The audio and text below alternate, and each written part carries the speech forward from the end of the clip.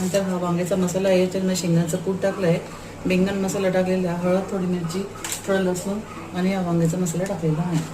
आता आपण ही अशी वांगी कापून ठेवलेली आहे आणि त्याच्यामध्ये आपण हे वांग्याचा मसाला भरणार आहोत आणि नंतर पास करून टाकायचं.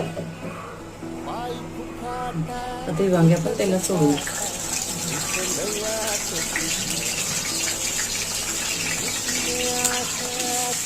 यामध्ये आपण थोडंसं मीठ घालून घेऊया.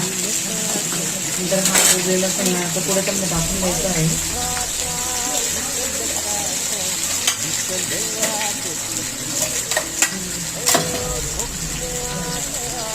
घरगुती पद्धतीने अशी सुंदर असते वांग्याची भाजी,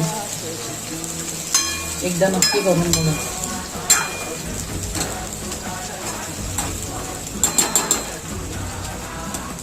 तर यामध्ये आपण गरम पाणी टाकणार आहोत.